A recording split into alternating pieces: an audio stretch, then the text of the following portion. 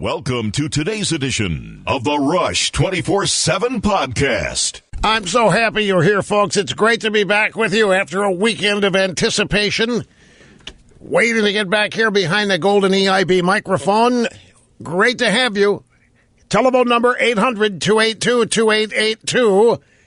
Email address lrushmo@eibnet.us.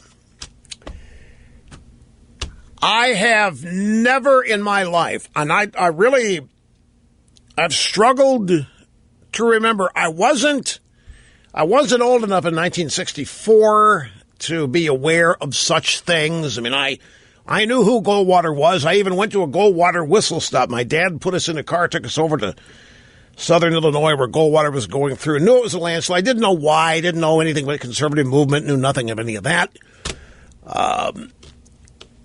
But that aside, I have never, in the rest of my life from 1964 forward, I don't think I have ever seen anything like we are witnessing today, where our side has already conceded defeat. Our side has given up.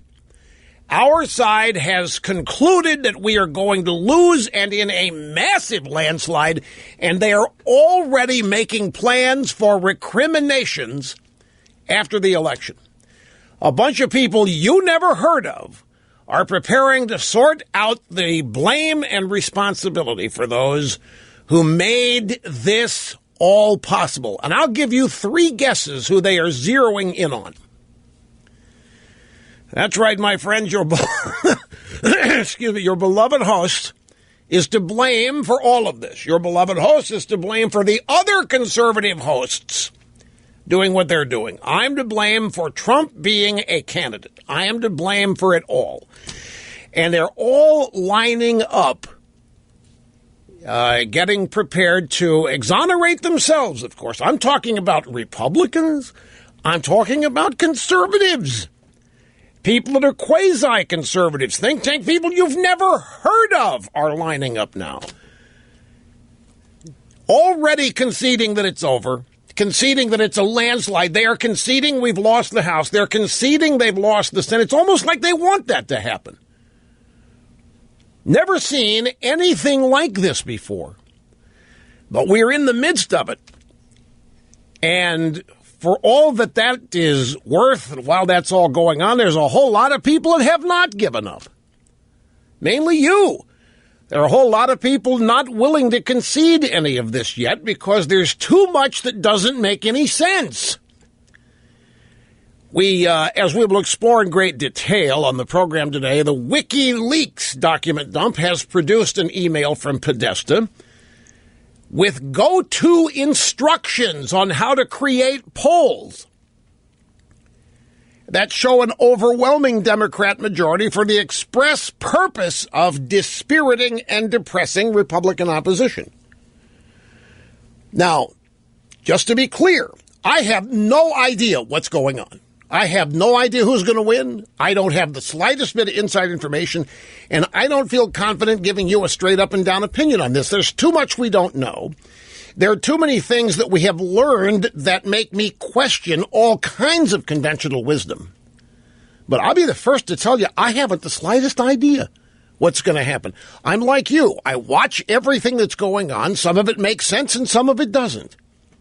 And like you, I have questions about things that you question. And the idea that, or the fact that so many others do not have any doubt whatsoever, don't have any questions whatsoever, it's over. Trump is going to lose in a landslide like which we have never seen, maybe Goldwater proportions.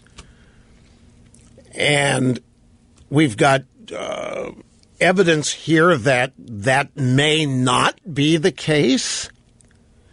And that evidence is being ignored and discounted by some, and it's being desperately clinged to by others. If you look at the behavior of the candidates, it doesn't make any sense. Trump's out there everywhere he can go, drawing massive crowds. Hillary's hibernating. Kaine and Obama and a bunch of others are sitting in for Hillary. She's nowhere to be seen. The others, her surrogates, are out there. And even her surrogates are not drawing crowds. There's not a whole lot of excitement. And Obama, when he shows up to do a campaign, can't stop talking about conservative media. He can't stop talking about it. Here's a guy who has mastered and succeeded with practically every agenda item that he had to one degree or another, and he's not even happy. He's still bent out of shape that I'm here. He's still bent out of shape that there's a Fox News. He's still bent out of shape that there's a conservative media. Now, before we get into the polling data and some of the things with Podesta and the emails and some of the contradicting polling data, just got this. And it is a Breitbart piece by Julia Hahn, but it's actually the report of a Reuters poll, and the headline is this: rigged message gains steam. Donald Trump catching up to Hillary Clinton in latest Reuters poll. Now, I remember saying some time ago that as we get closer to the election, you can expect the polls to. I mean, if they're being jury rigged now, if the polls right now are not accurate, you can expect them to get more accurate as we get closer to the election, because the pollsters want, of course, to be able to say they got it right. This story from Breitbart, it's kind of confusing the way I got this, so you have to give me some allowances as to whether I'm reading from Breitbart or Reuters here. I can't really tell. I got this right before the program started. I have not had a chance to click links myself. Reuters is reporting that Donald Trump is gaining on Hillary Clinton. According to the report, voters have been receptive to Trump's message that the political system is rigged against his campaign and against the interests of the American people. Reuters found that an astonishing 7 in 10 Republicans believe that a Clinton victory would be the result of a rigged process. Republican presidential candidate Donald Trump gained on his Democrat rival Hillary Clinton among American voters this week, cutting her lead nearly in half, according to Reuters Ipsos polling released on Friday. So this is from last Friday. Clinton led Trump 44-40, according to the October 14th, 20 Reuters Ipsos poll. It's a 4-point lead. That compared to 44-37 on October. Well, wait, this looks really old. I'm sorry. People send me these things that I think I can trust, and it looks like this data is from last Friday. Let me put this aside. The reason this was seductive because it dovetails with some other things that I've got here, and this looked like I was going to be add to it, but it's inconclusive, and I can't draw any definite data from it at the moment. I do not want to give you anything that's wrong or old, packaged as new. But here's the if the polls are all showing Hillary Clinton ahead by 12 points, 11 points, 10 points, take your pick, and growing. I mean, I'm just going to share with you questions people are asking me. Played golf yesterday. Everybody I've yet to run into anybody that's for Hillary. And by the way, I go a lot of places where it's not exclusively Republican or conservative. I'm not attaching any big meaning to this. I'm just trying to give you as much information as I can. I still can't run into anybody who doesn't desperately want Trump to win. And without fail, people ask me a variation of the following. If all of these polls show Hillary ahead by all of these points, 10 points, 11 points, 12 points, how do you explain that her rallies are ghost towns and Trump fills arenas? And then people say to me, does the media really have this much power? Does the media really have that much influence? And I always answer yes, they do. And it's because we have to look at the population as a whole in determining media influence. There's a whole lot of people, even now, who are paying attention to this with 50% of their, and the other half, they're out doing other things. They don't dig deep. They just hear what's reported, and they hear what's reported in drive-by media. ABC, CBS, AP primarily. AP would be the primary news source for, I'd say, 80% of low-information voters. AP leads at Yahoo News. AP leads at Facebook. AP leads, Twitter, this kind of stuff. And that's what people are going to see. And that's what they're going to form opinions. Yes, they do have that much control on people. Let's listen to Obama. This is yesterday in Las Vegas. He was at a Hillary campaign event. For years, Republican politicians and the far-right media outlets have pumped up all kinds of crazy stuff about me, about Hillary, about Harry. They said I wasn't born here. They said climate change is a hoax. They said that I was going to take everybody's guns away. So people have been hearing it. They start thinking, well, maybe this is true. So if the world that they've been seeing is that I'm powerful enough to cause hurricanes on my own and to steal everybody's guns in the middle of the night and impose martial law, even though I can't talk without a prompter, then is it any wonder that they end up nominating somebody like Donald Trump? This guy's obsessed. This guy ought to be sitting on top of the world, folks. He ought to be sitting on top of the world. The Republican nominee for president is about to be vanquished in one of the biggest landslides in the history of this country, right? And the third term of this guy's administration is about to be elected in a landslide unprecedented since 1964, right?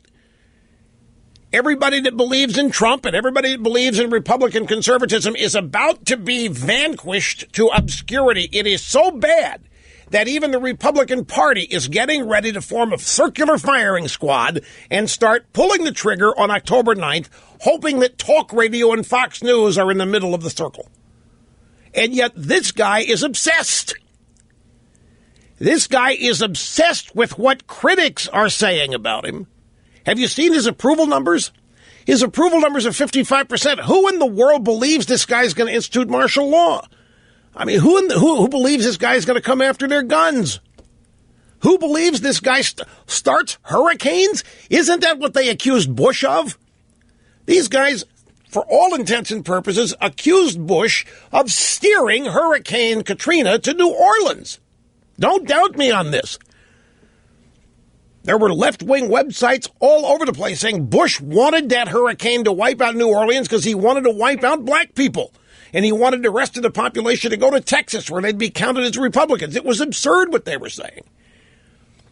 The lunatic fringe is on the left in this country. It's not here. But here's Obama. I'm just saying that if the polls are right, that this is going to be one of the most historic landslides, i.e. victories, ever. Certainly since 1964. And this guy can't bring himself to be happy. He is obsessed with Republican politicians and far-right media pumping all kinds of crazy stuff about him, about Hillary, about Harry Reid. Climate change is a hoax.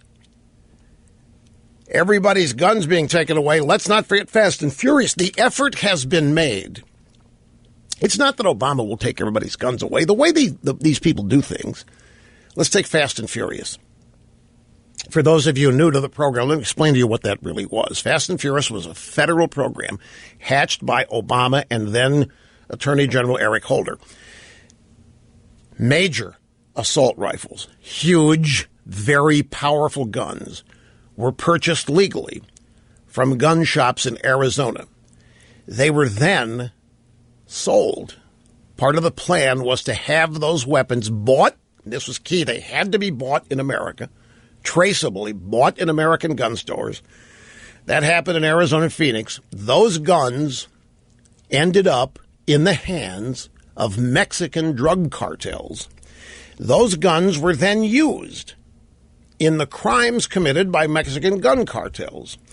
The administration hoped that there would be such outrage over this, that the American public would see the story. You mean to tell me guns like that can be bought in America and end up in the hands of Mexican drug lords who can then run around killing people? well, Mabel, we got to have tougher gun control law. They wanted the American public to demand tougher gun control laws.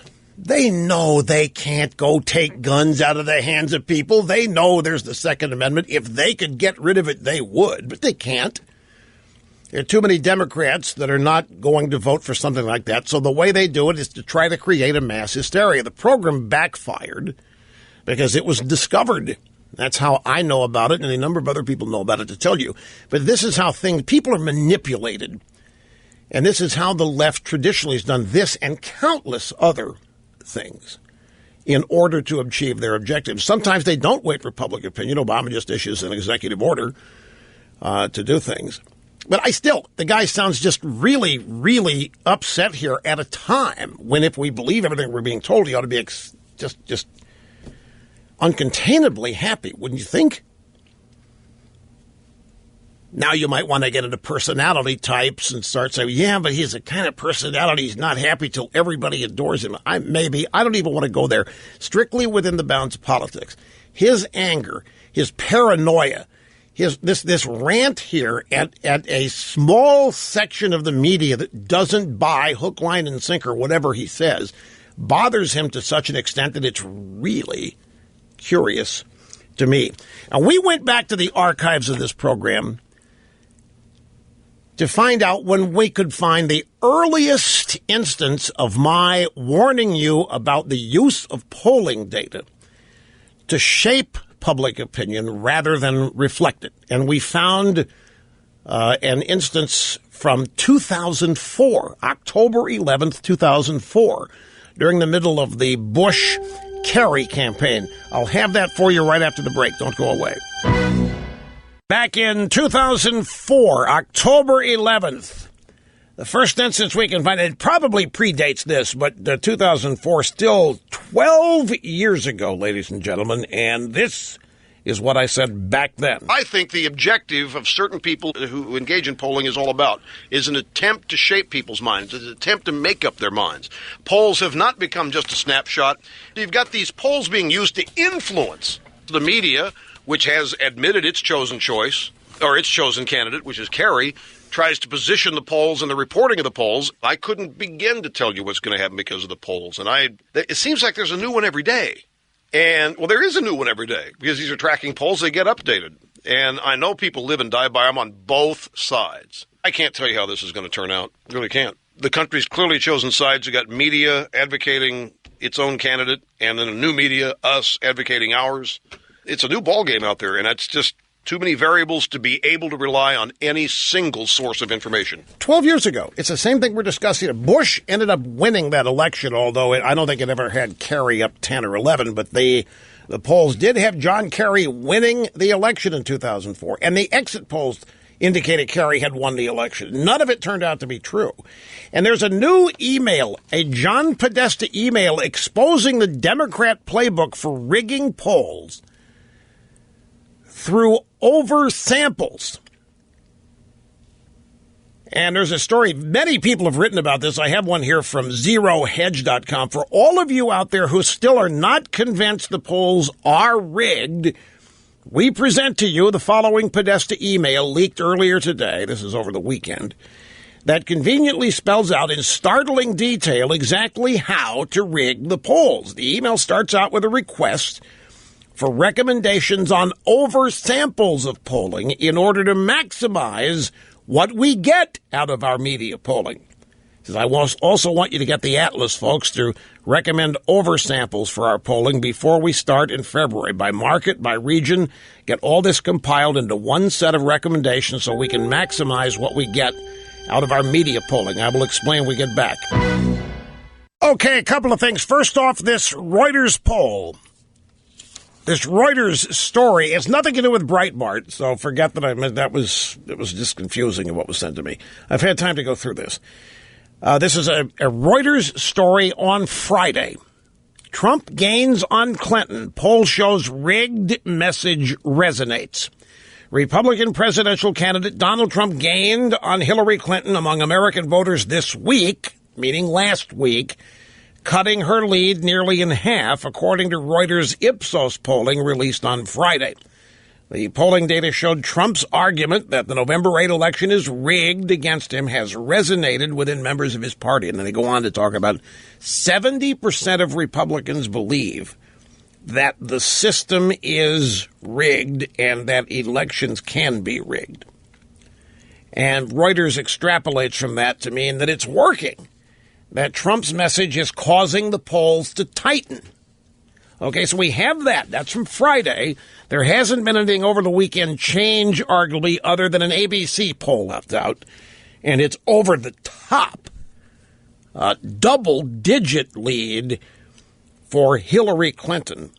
And it's based on phenomenal disapproval of Trump. So just hang on before we get to that. I just wanted to get this Reuters confusion wrapped up. Mistake I made when I got this right before the program. I thought it happened just now. I thought it was news today. It was news from Friday. It wasn't clearly marked. So I apologize for the confusion, but now we've got it straightened out. Now back to the Podesta emails that have been discovered, written about here by Zero Hedge.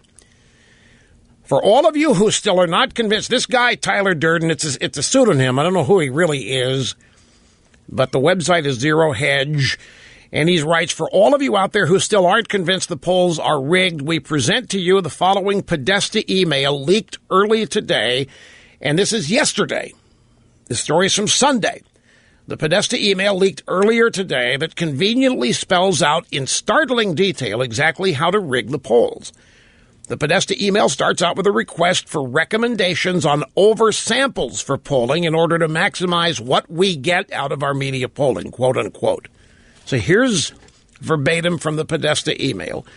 I also, and of course, this is going to Clinton campaign staffers and others who are associated with the Hillary for President effort.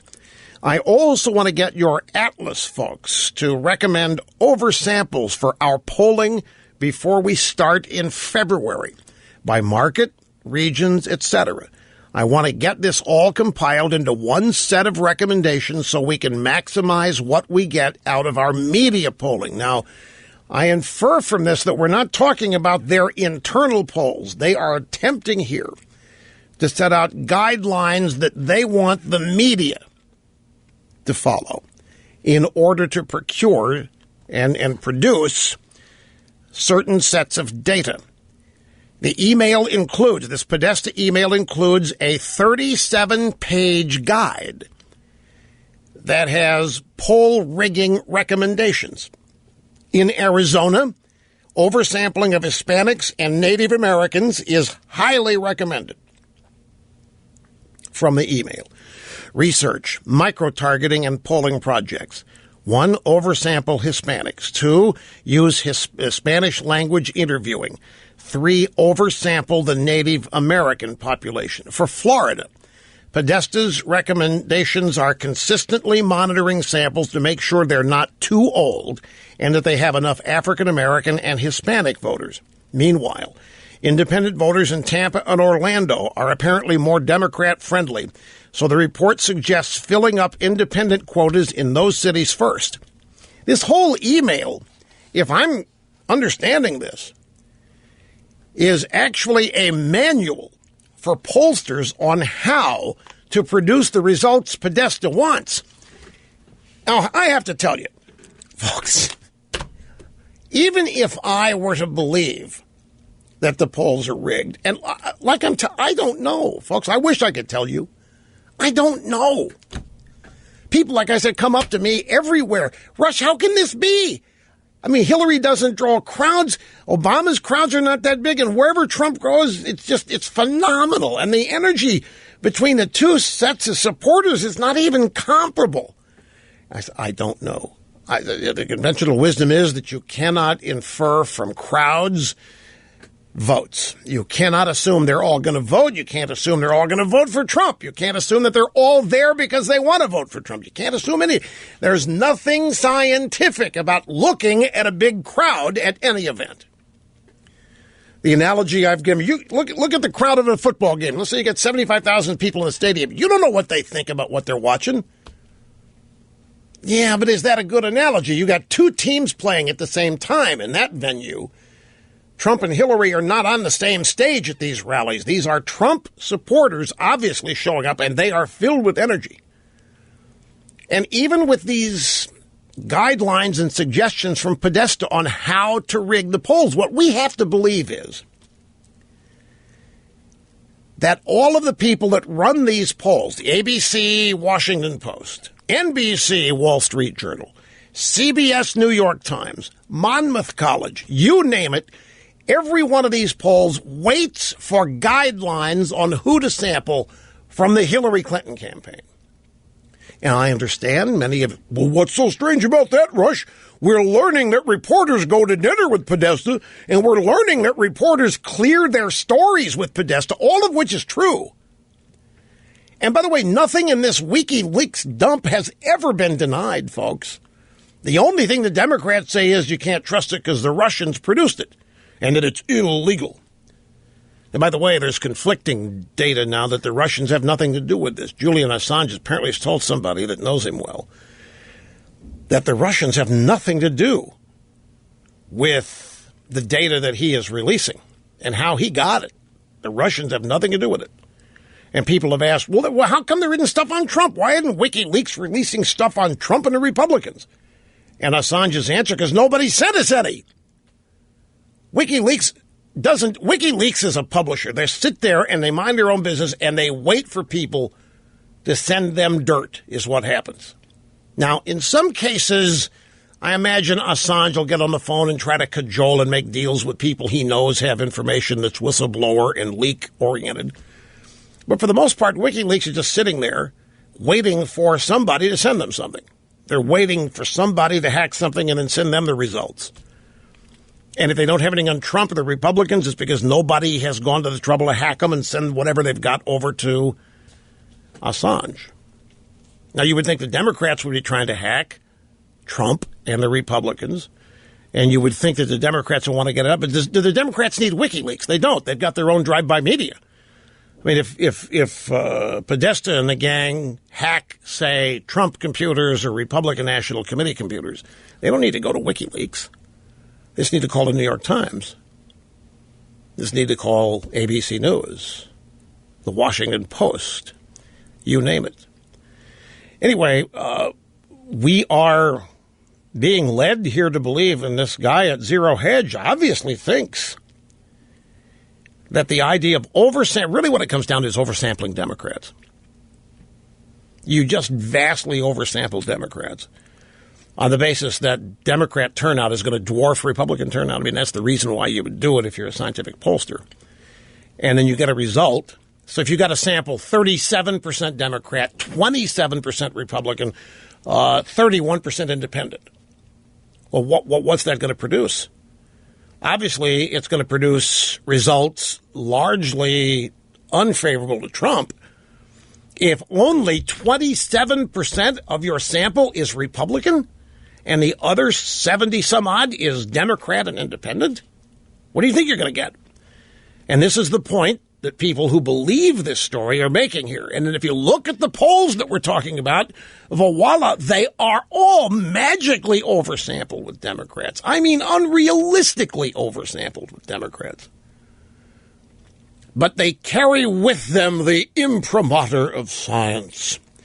These polls have the respectability and the credibility of being scientific.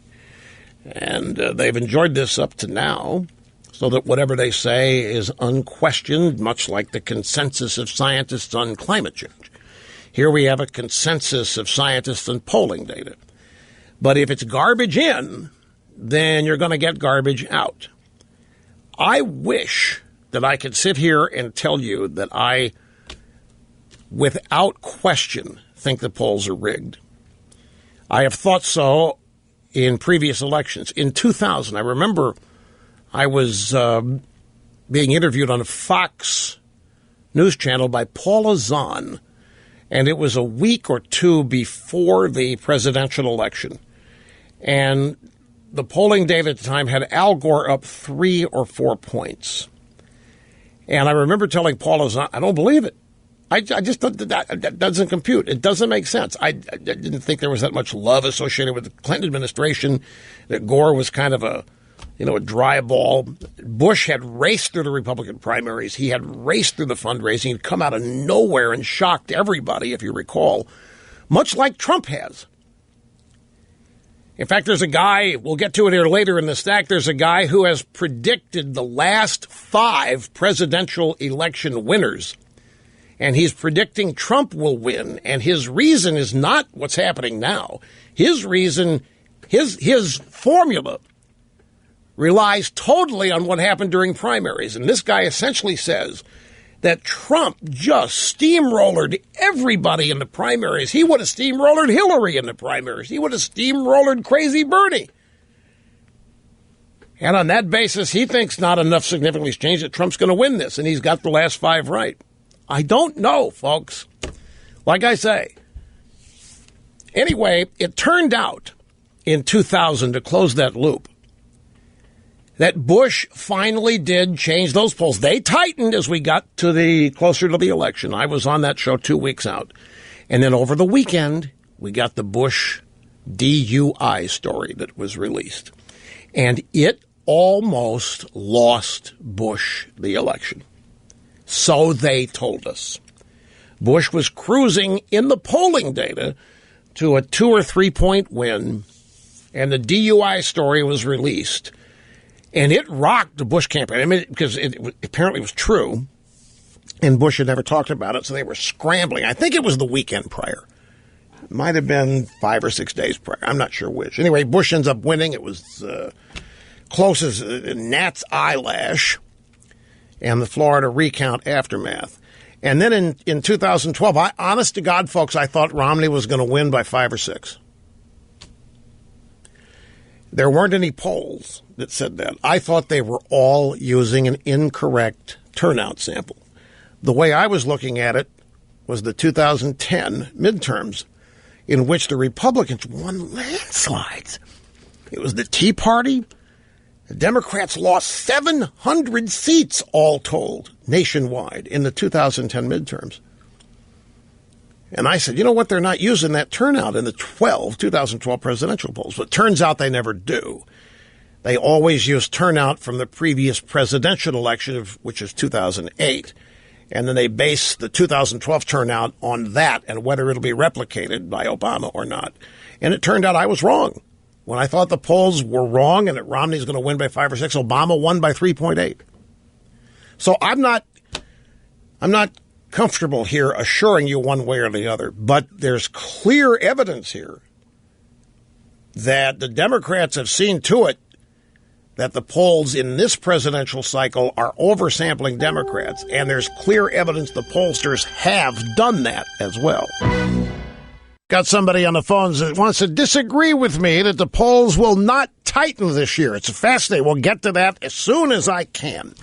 Okay, so we've got the polling data. We've got the Podesta emails. We have Podesta emails advocating oversampling Democrats and Hispanics and Latinos and Native Americans. And we have polling units doing this.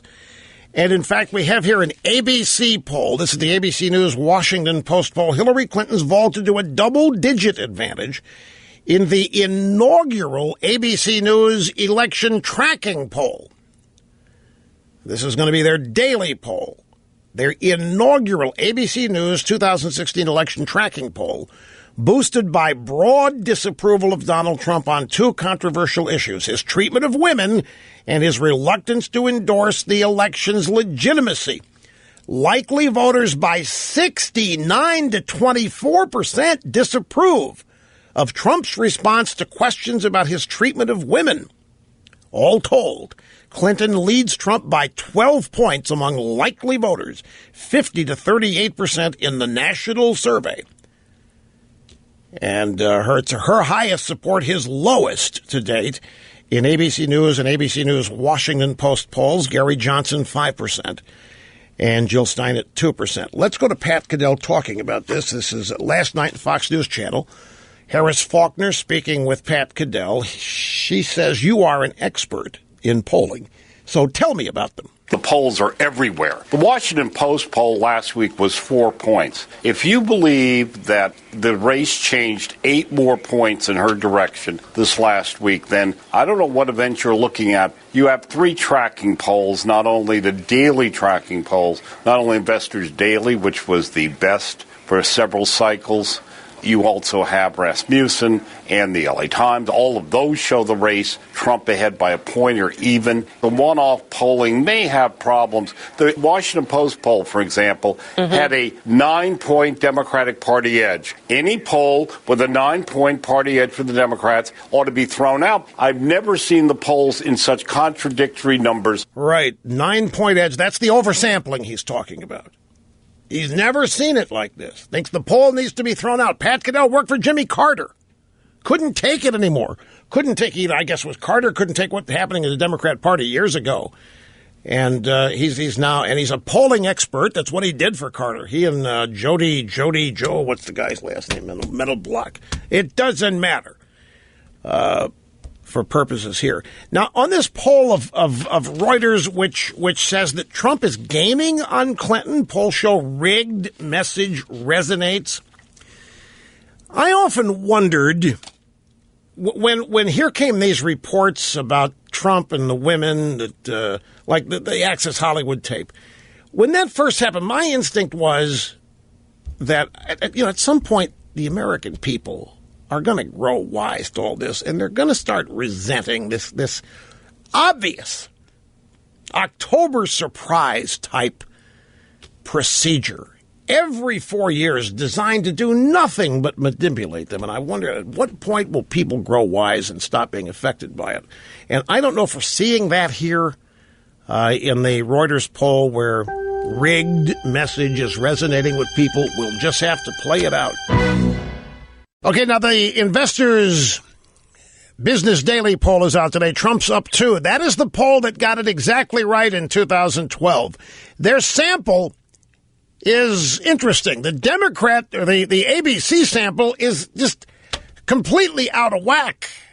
I mentioned it once before. I'll remind you when we get back. Sit tight, folks. How are you? Welcome back. Great to have you. This is Rush Limbaugh. It's the award-winning, thrill-packed, ever-exciting, increasingly popular, and still growing by leaps and bounds Rush Limbaugh program here at the Excellence in Broadcasting Network. A telephone number, if you want to be on the program, is 800-282-2882. The email address, lrushbaugh at eibnet. lrushbaugh at eibnet.us. is the new email address. Well, it's about a month old now, but it's still relatively new. Folks, I have to tell you, I'm sitting here, I'm feeling odd, because normally whenever we get together, I am certain about most everything I tell you. When I have an opinion on something, it's an opinion. And it's rock solid, and I firmly believe it 100%. And I'm not used to not knowing. I'm not used to not being confident of what I think. I don't know how this is going to turn out. I don't know what to make of these polls. I'm factoring everything you're factoring. I look at everything you look at. And I don't know. For example, you've seen the stories today and through the weekend that the Democrats think they have this already wrapped up, that Trump is already toast. And so what they're doing, they're going into red states. They're going into Texas, the Hillary campaign. They're going to Texas. They're going to Utah. They're going to Georgia. They're going all these places that they never have a prayer. And they're trying to win back the Senate, and they're trying to win back the House. They've already closed Trump out. Trump is history. He doesn't know it. His supporters don't know it, but they do. The Democrats, it's over as far as the media and the Democrats are concerned. And Hillary today, when asked about Trump, I don't even think about Donald Trump anymore. I don't even react to Donald Trump anymore. That's her line. I don't care what network you watch, maybe with Fox exempted, although certain places at Fox you'll find the same sentiment. It's over. And they all cite these polls. They all cite the polls that show Hillary up 10 to 12 points. And even take the low point at 10. I just saw somebody on CNN, a conservative Republican, say at 10 points with 2 weeks, it's over. There's no way you can reverse that. It's history. So they all believe the polls. They all, in fact, their belief in the polls is biblical.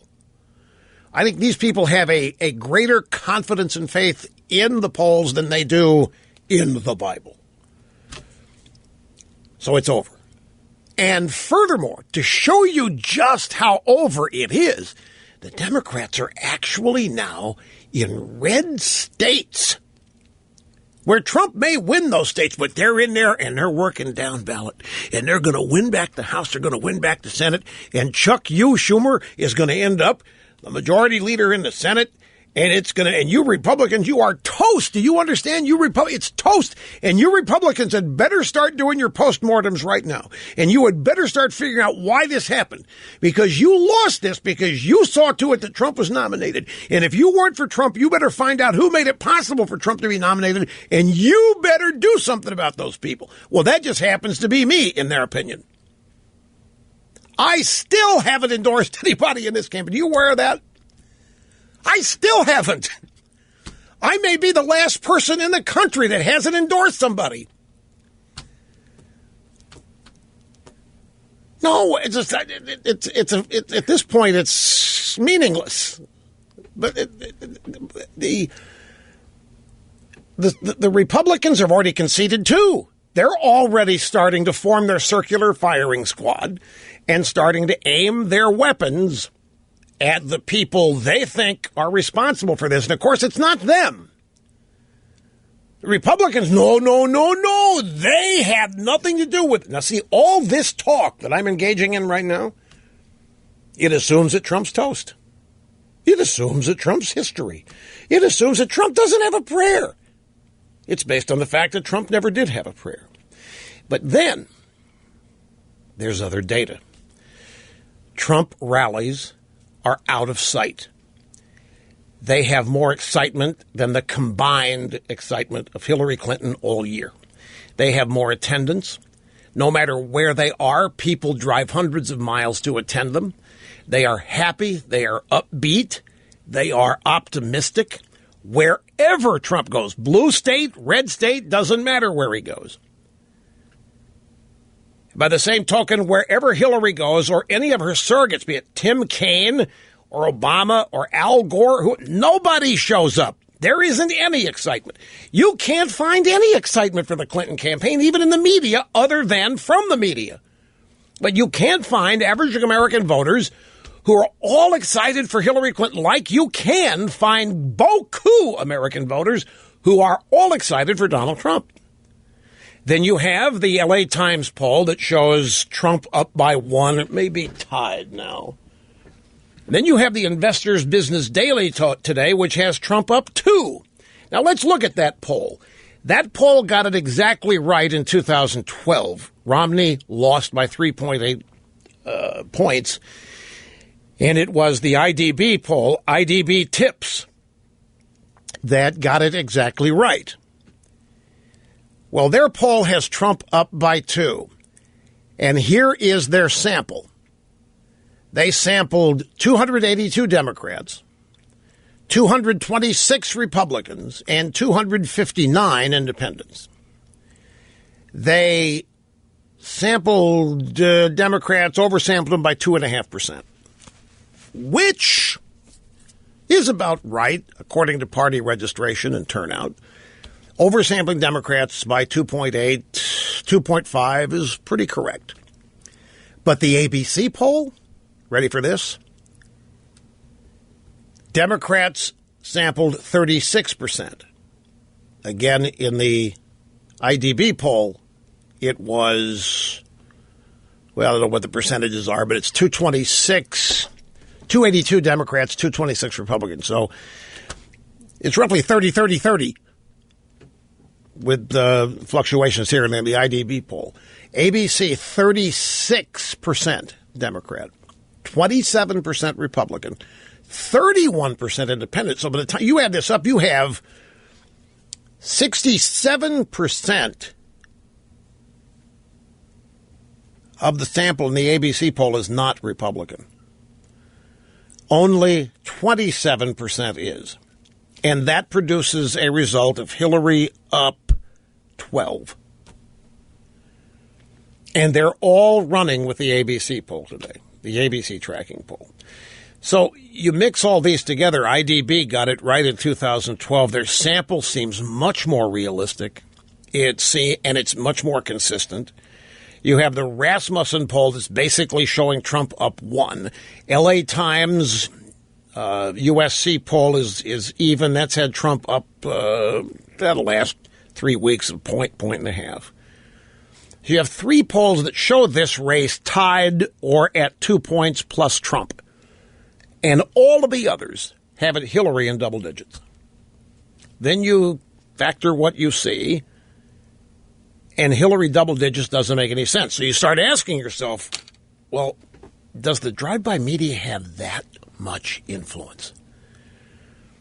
Are there that many people out there who are going to vote, despite the stories we have on her high disapproval numbers are almost up where Trump's are?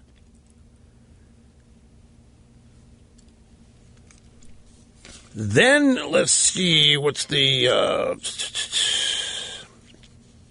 zero head story on how the ABC poll gave Hillary a 12-point advantage, and this is a story about the sampling: 36 Democrat, 27 Republican, 31 Independent. Since 1992, according to Pew Research Center, Democrats have never enjoyed a 9-point registration gap, despite the people at ABC and the Washington Post somehow convincing themselves it was a reasonable margin. So in this ABC Washington Post poll, there's a 9% advantage in turnout for Democrats, projected turnout, added to whatever the voter registration increases are. But according to Pew, the Democrats have never had a 9-point registration gap. So, again, Zero Hedge thinks that we're all being scammed. From the Washington Post, 60% of Republicans believe illegal immigrants vote. 43% believe people vote using dead people's names. Yeah, so here you have it. Well, yeah, the Washington Post is trying. This is a story that is designed to dispirit and depress and make Republican voters look like fruitcakes and nutcases. 60% of Republicans believe illegal immigrants vote. 43% believe people vote using dead people's names. They do. It's been documented. It's been discovered. It's been learned. But who do you think the source for a story like this is? Mr. Snerdley, who do you think? Let me read to you what it says in the opening paragraph. The 2016 presidential campaign's become a referendum on the process of American electoral democracy itself. Republican candidate Trump's baseless claims of a rigged election and his refusal to promise to accept the outcome have focused renewed attention on allegations of voter fraud. Well, the Democrats routinely accuse us of voter fraud. John Kerry did in 2004 in Ohio. We don't need to recount what happened in Florida in 2000. Obama himself has talked about voter fraud. Routinely, the Democrats mention it and complain about it and whine and moan about it. But as far as the Washington Post is concerned, it's only Republicans who do this. But it's a story designed to paint Republicans as kooks. And it's designed to make everybody think the Republicans are not worth listening to. I've never seen a coordinated media assault like this. And I know exactly why it's happening. This is the establishment circling the wagons. This is the Washington elites, both parties, media, every ancillary group and individual linking arms and forming their union here to oppose and stop any outsider from having any impact on this election or Washington whatsoever. And this is exactly what it looks like. People have weighed in on the phones on this. They're on hold, and I've got to get to them here. Take a break and come back and get started with that right after this. Don't go away. Okay, to the phones we go, and I mentioned earlier we have Lenny from Poway, California. Great to have you up first today. Hi, Lenny. Hi, thanks, Rush. I want to make a comment. I want to disagree with you about your prediction that the polls will tighten, and I'd like to, if I could, at the very end, just add a reason for that's based on the two rallies that I've attended. But first of all, I think this election is way different than 2012 for the press and for the pollsters. They're willing to keep these numbers at 10 or 12% because it's just too important. They're not going to let it drop to 6 just so they can say we were closest. So that's where I disagree with you. And I think so that we don't feel like we're deluding ourselves, when I've been to the two rallies, the rallies I've been to held 20, 25,000 people, and it was an all-day event. I mean, I stood in line for an hour and a half in the sun to get into the venue, 3 hours and a half. Okay, now wait a minute. What you said, not deluder. You talking about Trump rallies here? Yeah, yes, and not deluding ourselves that we're kind of making this up about the polls. And the reasoning is to go to a Trump rally is literally a 7 to 8 hour deal. And I'm going to tell you right now, I'm not going to go stand in the sun and with 20,000 other people and then not be a voter.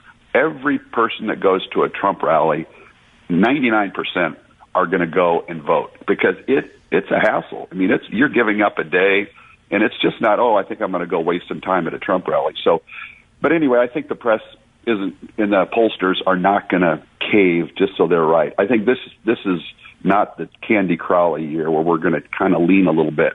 They're all in, and they're willing to say, we were wrong, but at least Trump didn't win. Well, that makes sense. I mean, the pollsters are part of the establishment, and their lifeblood depends on the establishment remaining dominant and in the winner column and so forth, and shellacking all oncommers. So I can understand your theory that they're really throwing everything at it this year. The hell with looking accurate, the hell with showing it closer, just going to go the whole way trying to influence every voter we can right up to Election Day. To hell with what's right. We're just going to run this stuff as it is to try to suppress turnout, depress people. All these stories about Hillary and the Democrats going to red states to win the House and Senate, what do you think of those?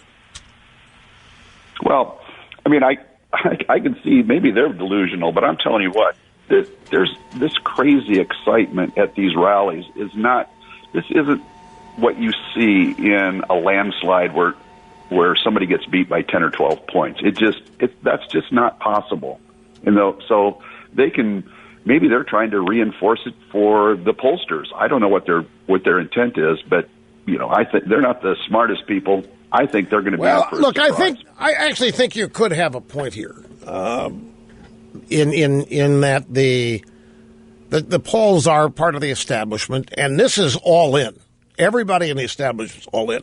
The consequences of losing here, they don't even want to consider it. They can't fathom it. The idea that any outsider is going to come along and win an election and try to wrest control of country back from, they just can't abide it. So I can fully understand your theory that the pollsters and everybody else involved, media, why would they care if they're proved wrong?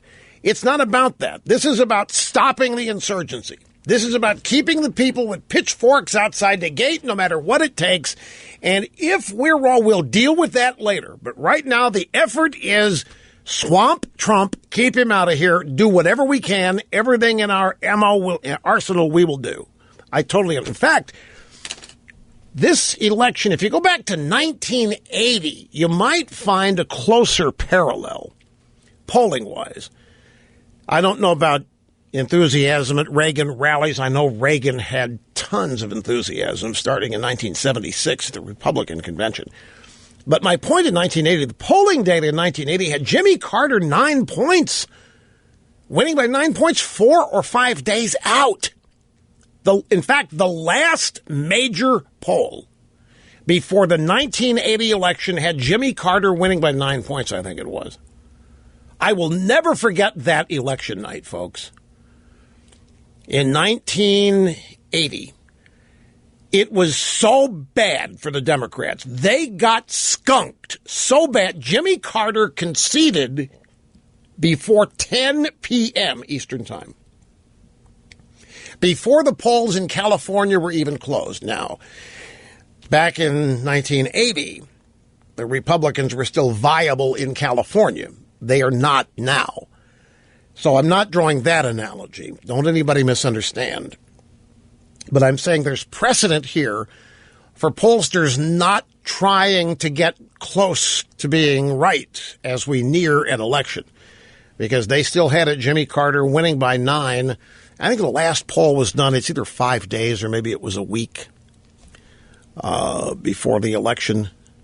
I remember that you should have seen the network. Remember, there's 3 networks back. It's ABC, CBS, and NBC. That's it. CNN was around, but they had just started. They were not much of a factor. Those 3 networks, you should have seen the long faces.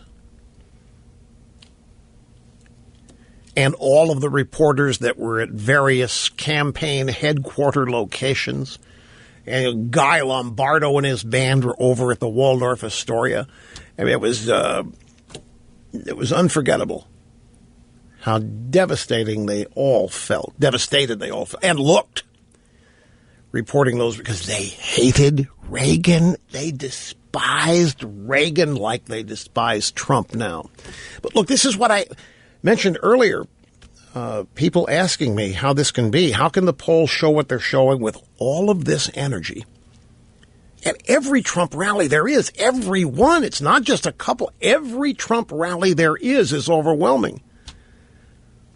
Anyway, I appreciate the call, Lenny. Thanks much. We have a brief time out here. There's still further polling news in my stack of stuff here to get to. And we went back and found the tape of me being interviewed by Paula Zahn, 1980. Let you hear a little bit of that when we get 2000.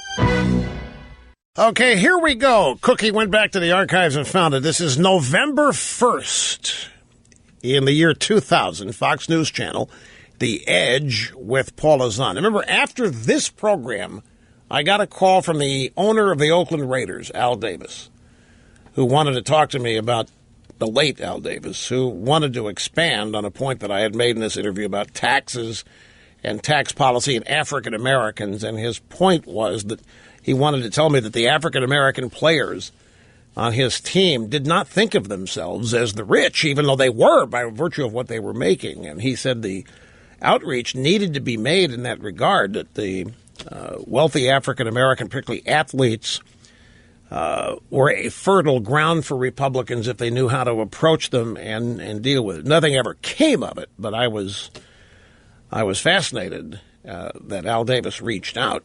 At any rate, that's just a little anecdotal story about all this.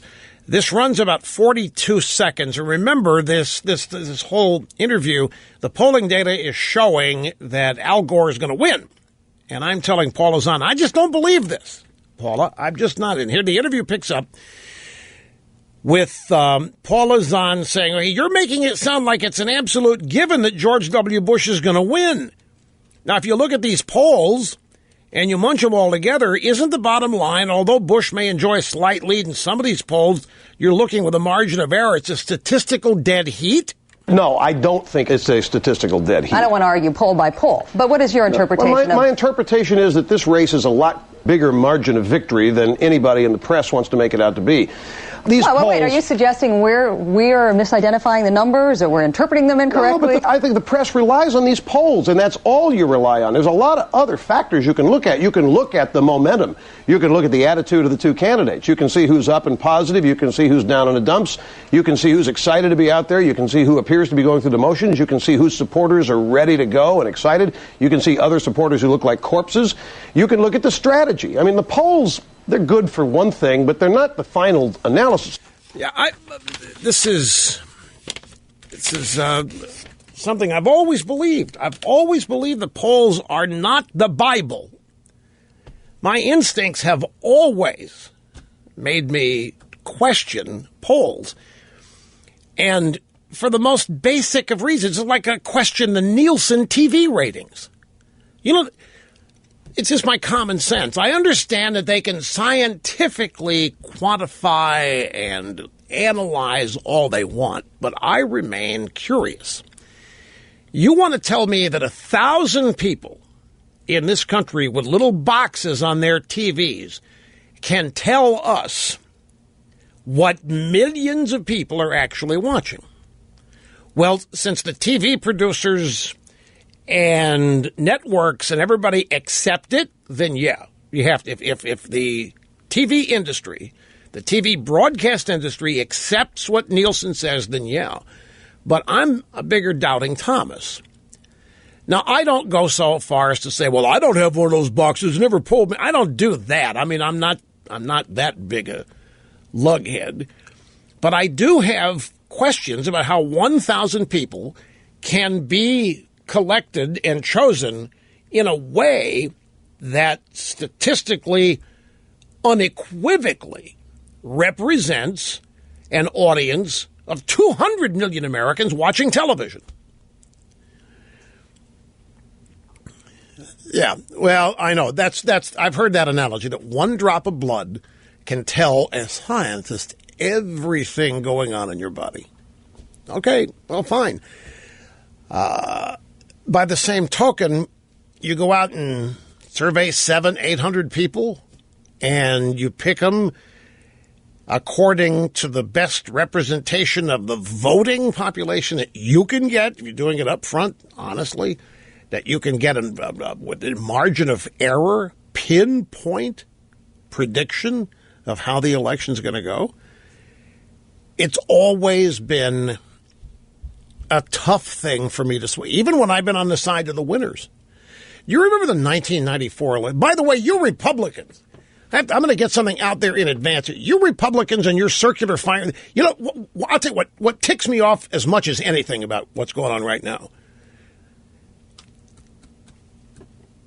Let me just launch here.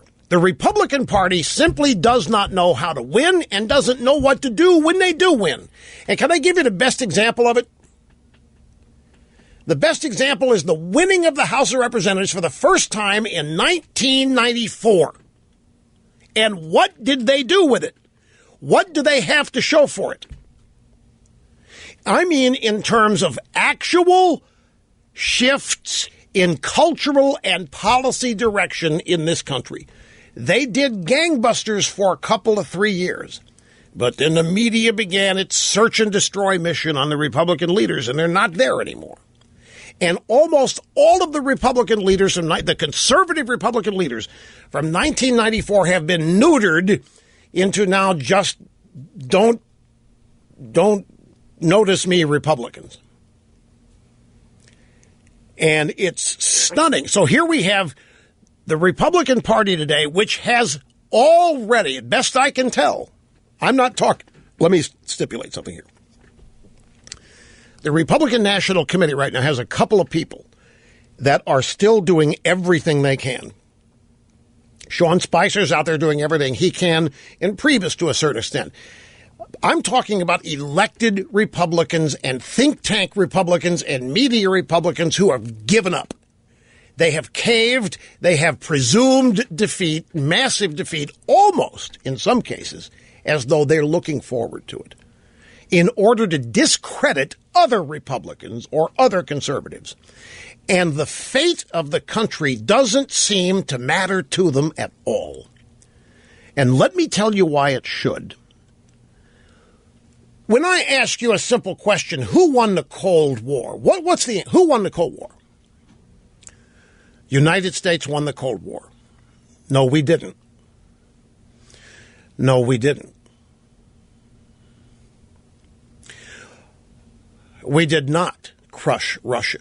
We did not crush communism. It's still taught in America. Communism, anti-Americanism is at an all-time high at all levels of American education and culture. It is what is cool. It is what hip. Look at Kaepernick. Look at all these protests. Look at the anti-cop stuff. The anti-American founding, anti-America period meme and narrative is more popular than ever at an all-time high at educational institutions all over this country. How is that possible after we did? In terms of the Cold War, the Russians gave up. The Soviet Union gave up and the wall came down. Why didn't communism get buried at the same time? Because it sure as hell did not. Communism is as big and powerful and pervasive in this country as it has ever been. It has taken over the Democrat Party.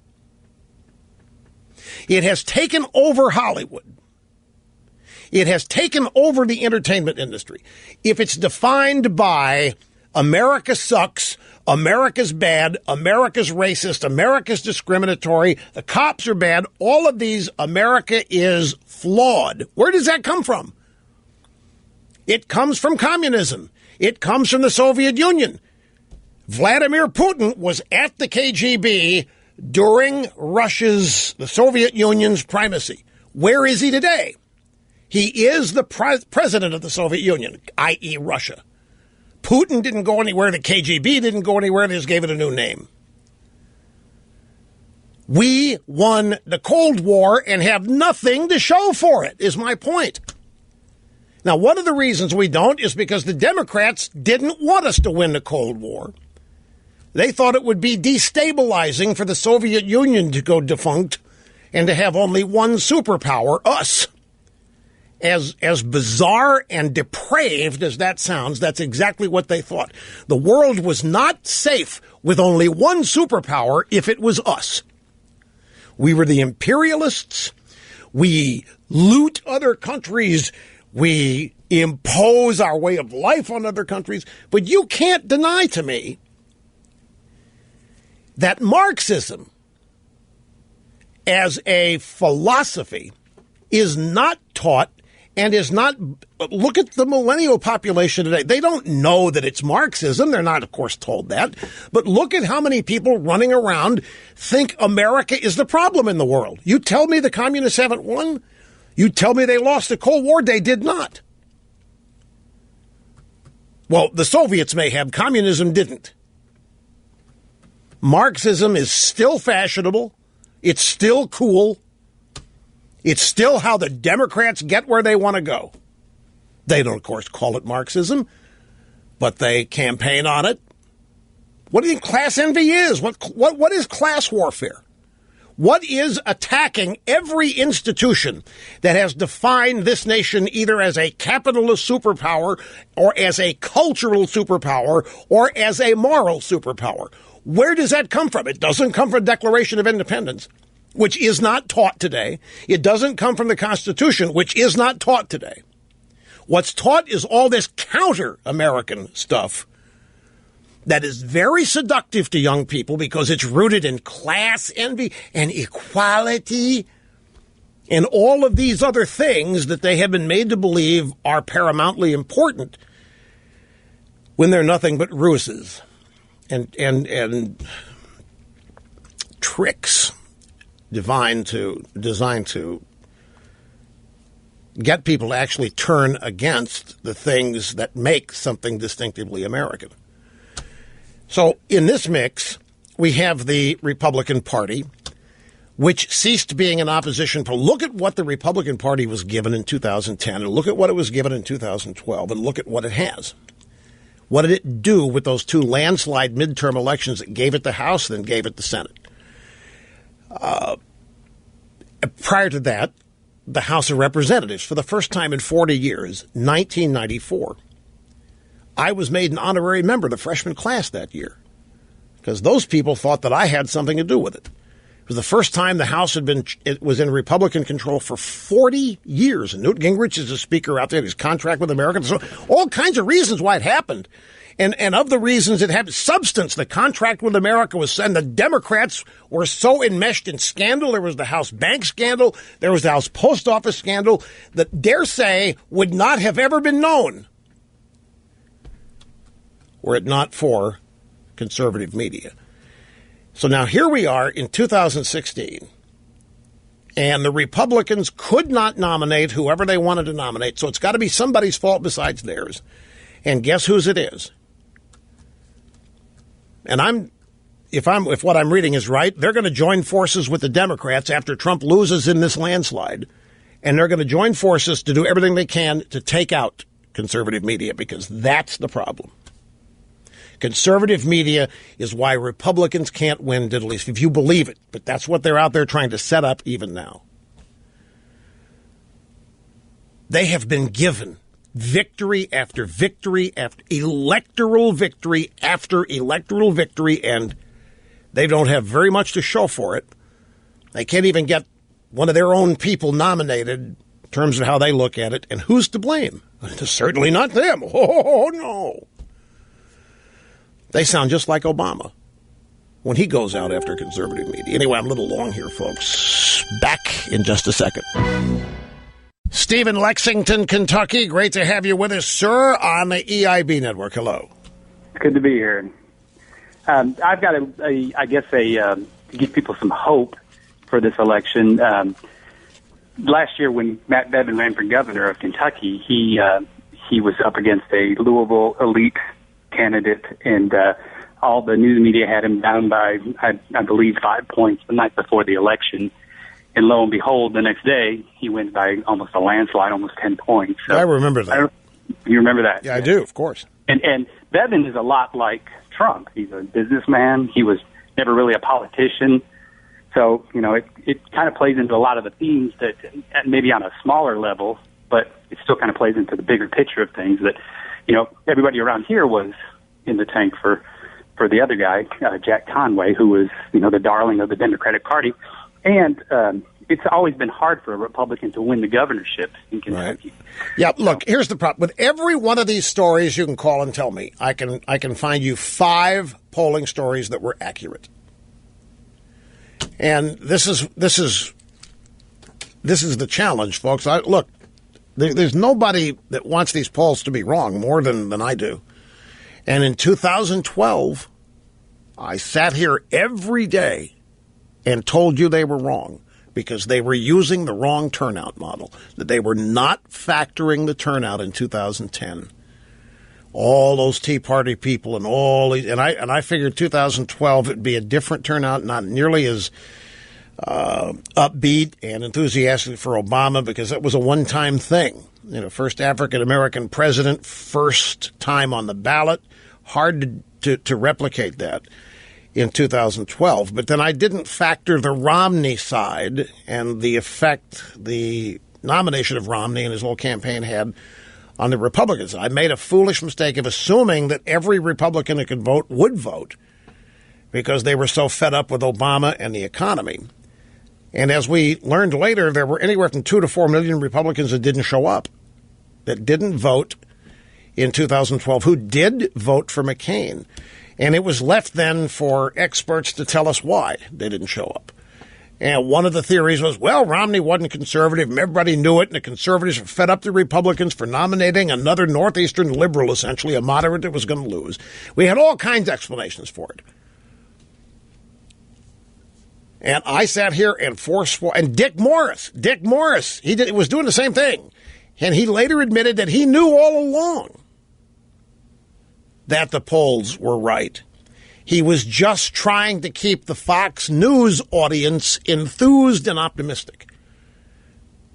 And after he admitted that, it wasn't long after that he left Fox News.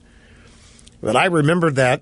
In fact, Morris saying what he was saying gave me a measure of security in saying it myself. So look, I know that there are countless examples of the pollsters getting it wrong. 1980, Reagan and Carter.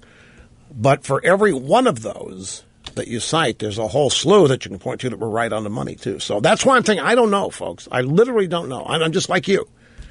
I look at the external signs, and the polls don't make any sense to me. So I don't know. I'm not going to get caught in a trap again of automatically rejecting what's out there, but all the while understanding this is a different election. This is the establishment doing whatever it takes to remain in power. And that is no small set of circumstances there, by the way. Fastest 3 hours in media, folks. We have one more big, exciting broadcast hour remains, and it's coming right up. We'll be back before you even know we're gone. The views expressed by the host on this program have captivated this nation for 28 years and counting. The views expressed by the host on this program are also documented to be almost always right 99.8% of the time. 800-282-2882 if you want to be on the program, and an email address, lrushbo@eibnet.com. I'll give you another example, because there are many where the polling data had it all wrong. That was the election of Eric Cantor, or I should say the defeat of Eric Cantor, who was number 2 in the House. We were told that voters, they're never going to turn out anybody ranking in leadership in the House from their district. That incumbency is good as gold. That the American voter is sophisticated to know that having one of their own in a leadership position and maybe be second in command on a fast track to be speaker, never gonna unelect him, so to speak. But it happened. Eric Cantor was ahead big time in the polls and ended up losing to a Tea Party candidate. They were not oversampling like they are now. Back in the Cantor election, I think the oversample was 4.5 Democrat example, 4.5 point Democrat turnout oversampling. And that was 2008 too. I'm from presidential race now. The sample I think was Democrats plus 4.5, something like that. Anyway, we have audio sound bites to review here with you, ladies. And by the way, how many of you are of the opinion that America has turned against its cops? No, I'm asking seriously. This goes to what I was asking or mentioning earlier. You know, we win the Cold War, and communism is more prevalent in more places of influence in this country than ever before after we win the Cold War. And the cops are one institution constantly under assault. You name it. So what do you think? Look, folks, the reason I ask is, my point is this. You know and I know that the media is opposed to the cops. The media, the Democrat Party, the cops are guilty. Whenever one of these shootings takes place, without question, the cops overstep, the cops are racist, that is a narrative that has established itself. And part and parcel with this reporting, just like the religious freedom law in Indiana or anything else, the drive-by media tries to make you think the whole country feels the same way. So many people wander around here a little bit down in the dumps because they think either the media's even turned people against the cops. Well, respect for men and women in blue has reached the highest level in 49 years, a finding that counters a view in some places that the handful of cop shootings has destroyed the trust between police and the public. According to a new survey, Gallup, respect overall for police officers has reached 76%, and all groups, whites, blacks, conservatives, liberals, have seen their support increase. Among whites, support for the cops is a record-breaking 80%. Among blacks, it's at a 16-year high at 67%. You wouldn't know this by virtue of the way the media covers events involving the police. You could be forgiven if you were under the impression this country had turned against the cops. Okay, now to the sound bites. It was last week via the WikiLeaks email dump of John Podesta that we were able to inform you. I take that back. It was from the Project Veritas videos of James O'Keefe that we were able to inform you of a man named Robert Kramer. May I briefly review? Robert Kramer is a ranking Democrat dirty tricks operative.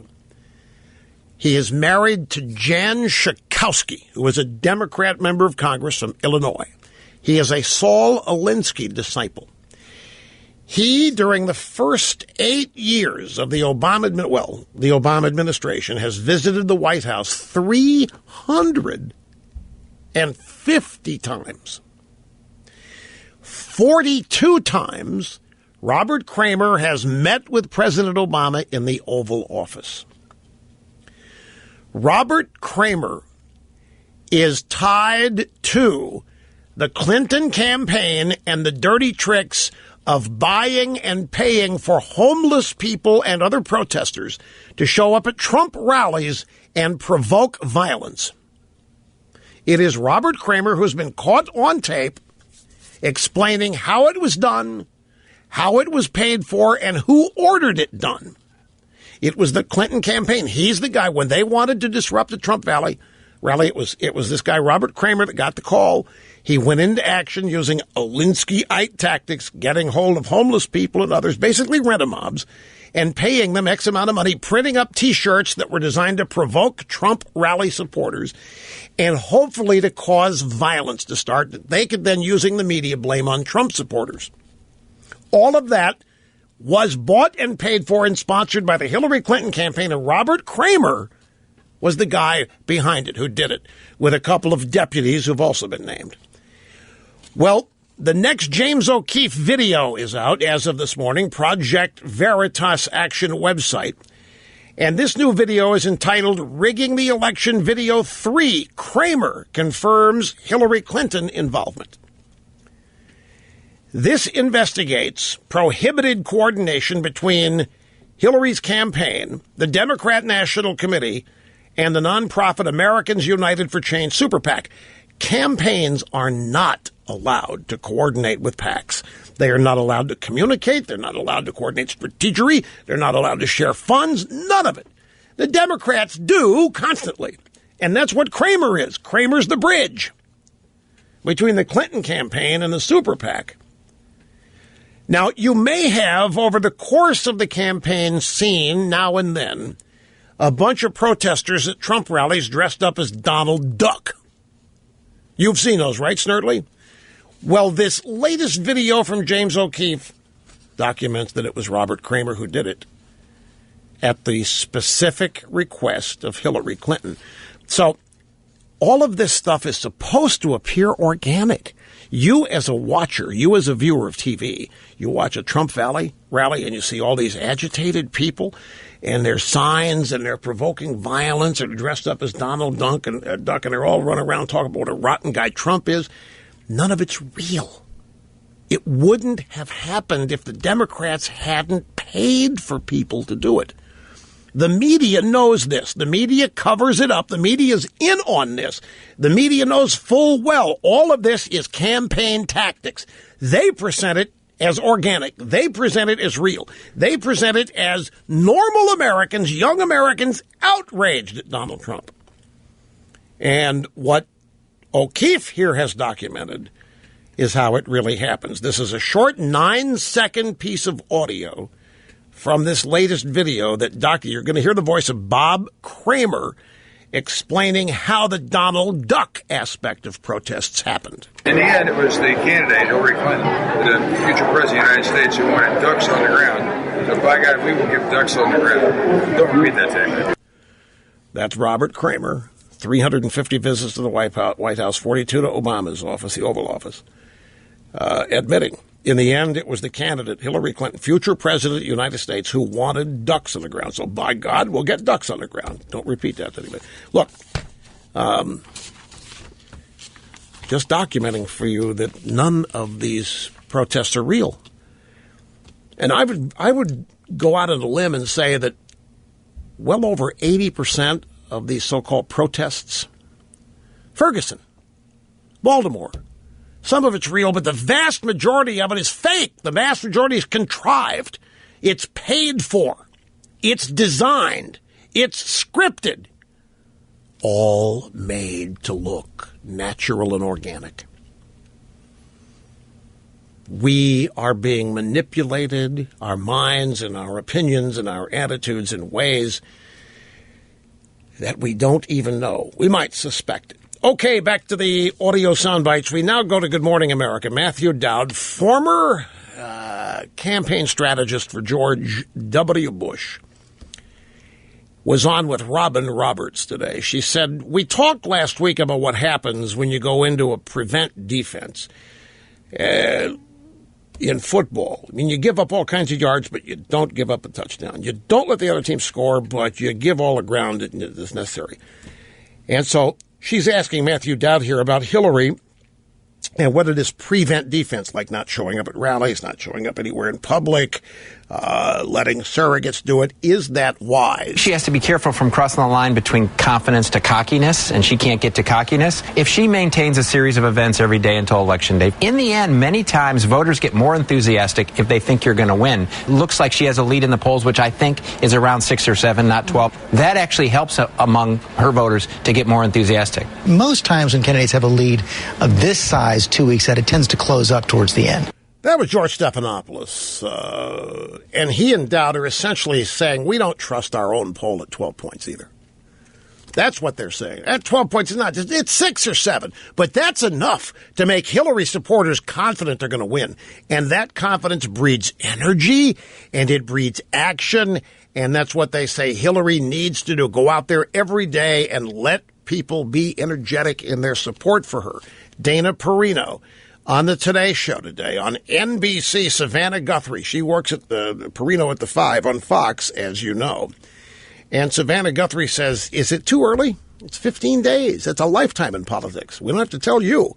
Does Trump have any chance of really turning it around? Could the polls maybe not show as tight a race as it really is? That's what Trump suggests. He'll point to polls that show a much tighter race. So what do you think, Dana? They're going to have to do that. And they do have some things that you could say, like within the margin of error, like in Florida, he's spending, I think, today and tomorrow there. He had a huge rally last night. Unfortunately, I think for some of their supporters, they're confusing enthusiasm at rallies with votes at the ballot box. I don't necessarily think those two things are equal, but there certainly is enthusiasm on their side. Okay, so conventional wisdom is what we got there. Well, yeah, 2 weeks, I guess so, but, it's a long shot. It's a real long shot. I think some of Trump's supporters, they're just mistaken all these turnout enthusiasts for votes. It just isn't the case. I don't think you can make that point, but there certainly is a lot of enthusiasm on their side, she admits. Kellyanne Conway, Meet the Press yesterday, F. Chuck Todd. Where do you see the race right now, Kellyanne? Do you acknowledge that you are behind? We are behind. She has tremendous advantages. She has a former president that happens to be her husband campaigning for her, the current president and first lady, vice president, all much more popular than she can hope to be. But she's seen as the incumbent, where we're behind 1, 3, 4 points in some of these swing states that Mitt Romney lost to President Obama, Chuck. We feel that with Hillary Clinton under 50% in some of these places, even though she has run a very traditional and expensive campaign, that we have a shot of getting those undecided voters. We need to bring them aboard over the next couple of weeks. Kellyanne Conway admitted, yeah, we're behind, but it's not like the polls are saying. And we've got, maybe 1, 3, 4 points. Some of these swing states that Romney also lost, Chuck. And with Hillary under 50%, despite all the money that she spent, despite all the powerful people she's got out there supporting her, we think we can pull it off, Chuck. So now we move to today. This afternoon. I mentioned earlier that Hillary Clinton's in hibernation. Well, she came out. She came out today. She was in Manchester, New Hampshire today, and she had a warm-up act. Pocahontas. Elizabeth Warren shows up to warm up the crowd at Hillary's rally. We have 2 sound bites. Here's number 1. He thinks that because he has money, that he can call women fat pigs and bimbos. He thinks because he is a celebrity that he can rate women's bodies from 1 to 10. He thinks that because he has a mouthful of Tic Tacs that he can force himself on any woman within groping distance. Well, I got news for you, Donald Trump. Women have had it with guys like you. Wait a minute. I thought it was Trump that was taking the campaign down to the sewer level. What are they doing campaigning on stuff like this? Is that the only story they've got? That Trump's a reprobate? And that women have had it with guys like Trump? I'm not going to answer that question. But I'm just going to tell you, she will never know when women have had it with guys like Trump. The fact that women are always going to flock to guys like Trump is one of the things that ticks off women like Elizabeth Warren. And it ticks off a lot of guys, too. I mean, let's be honest. Women go for the bikers, and the straight and narrow guys in the library say, what am I doing wrong? It's the age-old question. Nobody knows why anybody finds anybody attractive. The bowling alley shows you that. But here Elizabeth Warren is convinced that women are not ever again going to find guys like Trump worth their time. Pocahontas wasn't finished. And nasty women have really had it with guys like you. Get this, Donald. Nasty women are tough. Nasty women are smart. And nasty women vote. And on November 8th, we nasty women are going to march our nasty feet to cast our nasty votes to get you out of our lives forever. Such hatred. The hatred they have for this guy. I'm telling you, it's political. It's not personal. These guys, these women, they're not, this such a nasty woman. It's the hatred for Trump is political. Well, it's that and more. But I have to take a break. I just want to let you know that the Hillary circuits are out there. And Hillary showed up even after Elizabeth Warren had finished rousing the nasty women in the crowd. Back with more in a moment. Oh, yeah. I haven't even mentioned their longtime bag man, Terry McAuliffe. Wait till you hear about what this guy did. You want to talk about commingling and intermingling and the corruption of the FBI? That's the name of the game. The Democrat Party has virtually corrupted everything. They're on their way to corrupting everything that we used to be able to count on and regard as open and fair in our government. The FBI is the latest. But wait till you hear what McAuliffe did. Clinton bagman, who's now the governor of Virginia, coming up in the next half hour. And welcome back. Cutting Edge, Societal Evolution, Rush Limbaugh, having more fun than a human being should be allowed to have, all the while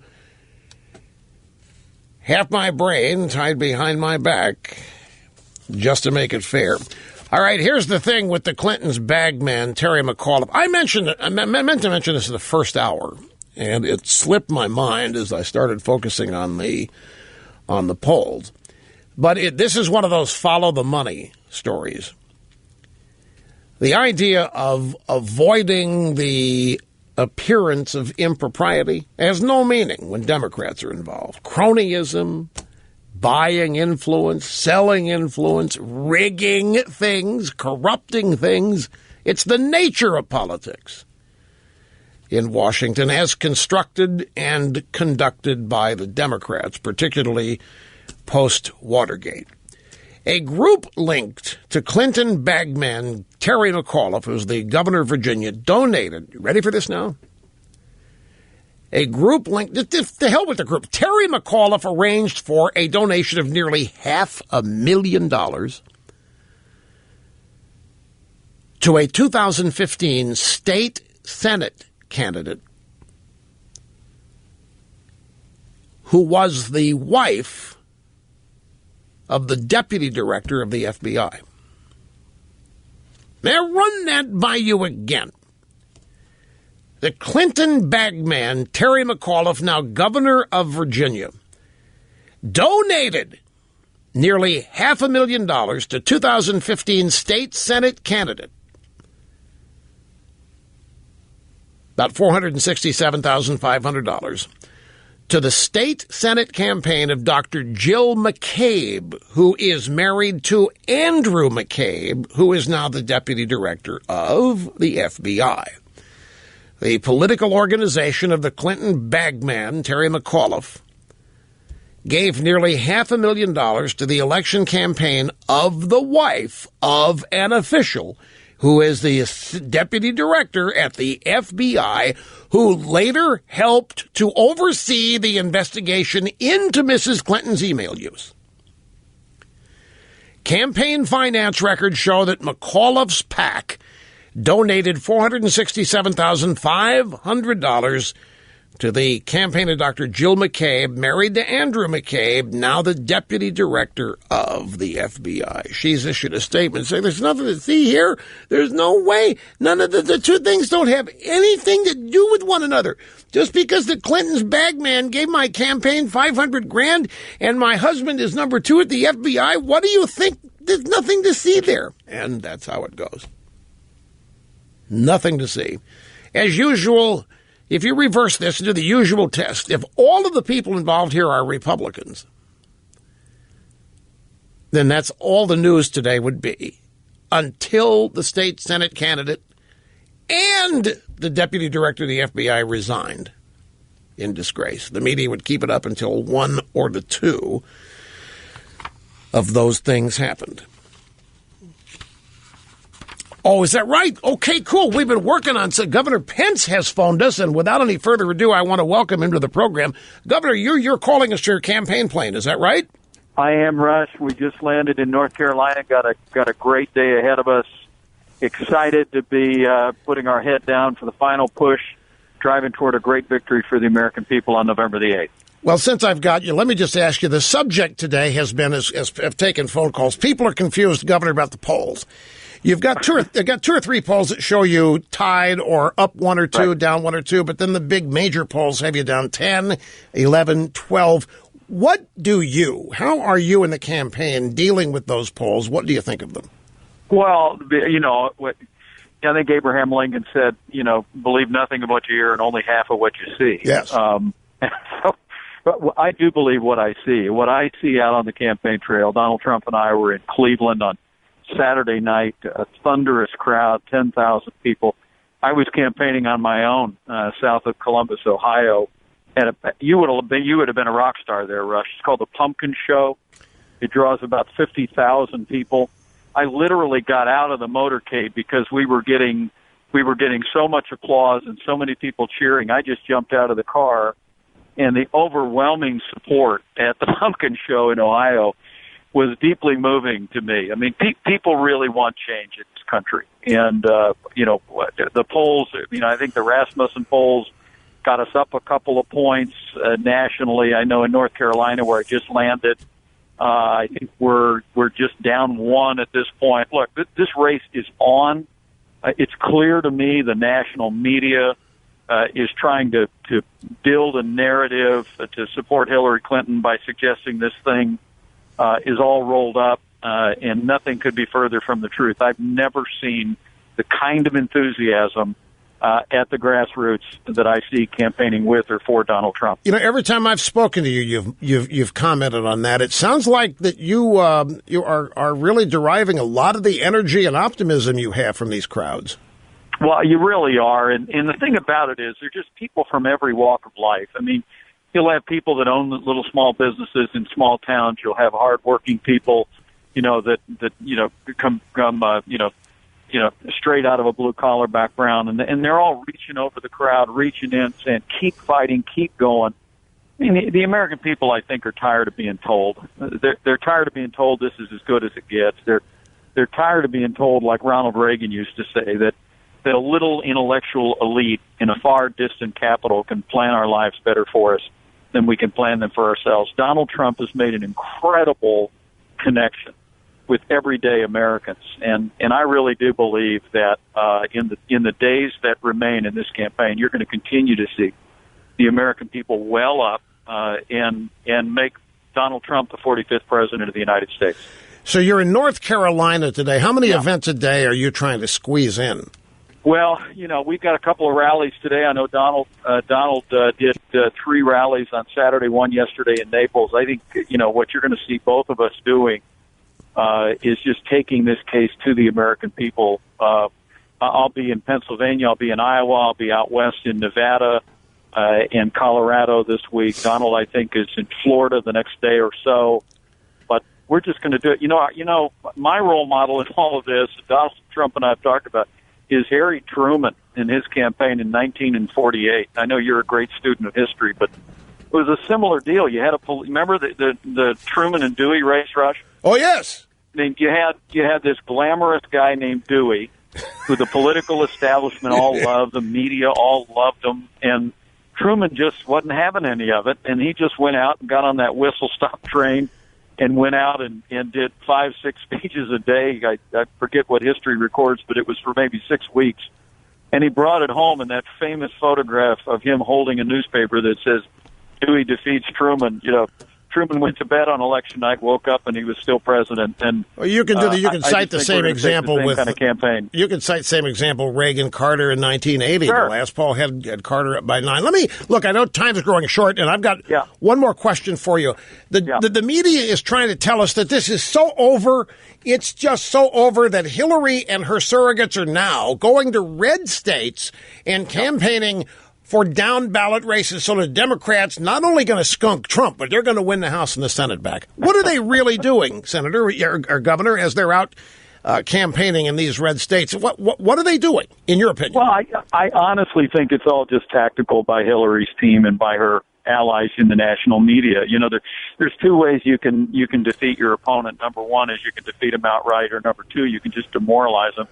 I think that's what they're trying to do here. But I don't think the American people are buying it. We got a great crowd waiting for us here. Both of our rallies in North Carolina today, the enthusiasm that I feel. I mean, I think people are tuning out, the political class tuning out the national media, and the American people are we're just going to demand government as good as our people again. And we know we can have that electing the Trump-Pence team and re-electing a Republican House and Senate. I'm going to be campaigning with Richard Burr today, with Governor Pat McCrory. Donald Trump said yesterday in Naples, we have to reelect a Republican House and a Republican Senate so that he can advance and we can move forward that contract with the American voter that he outlined in Gettysburg. So, anyone within the sound of my voice, I would just tell them don't buy the media spin, don't buy Hillary's spin. This race is on. It's a fight to the finish, and we're going to keep fighting hard for the American people, not just to elect the Trump-Pence team, but to re-elect Republican majorities in the House and Senate so we can move that contract with the American voter and make America great again. Thank you, Governor Pence, for your time. I appreciate you thinking of us as you try to squeeze things in your schedule today. Have a great afternoon, a great rest of the day. Thanks, Rush. Appreciate you. You bet. That's Governor Mike Pence. I was going to mention to him, but it wouldn't have fit here, but he mentioned that Trump was talking about what we need to do.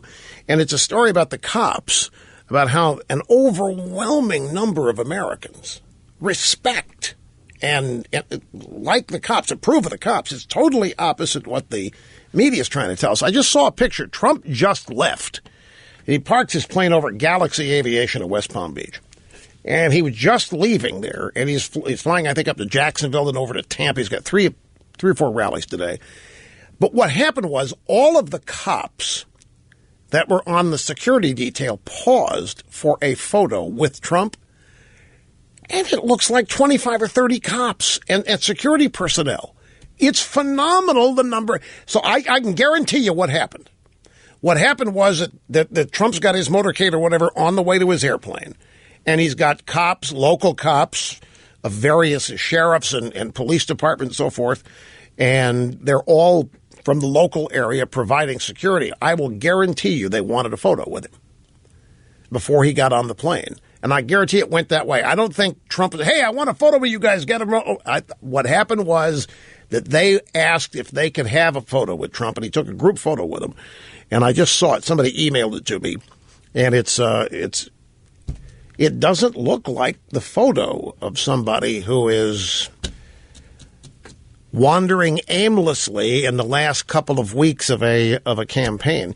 And you know this business about these Democrats, Governor Pence says the Democrats campaigning in all these red states, down ballot, trying to win the House and Senate. He said it more than likely is psychological, trying to suppress turnout and so forth. I wonder if Hillary is going to win and win big, isn't she going to have coattails? And if Trump is if people just don't like Trump and they're going to reject Trump, why would they have to go to these states?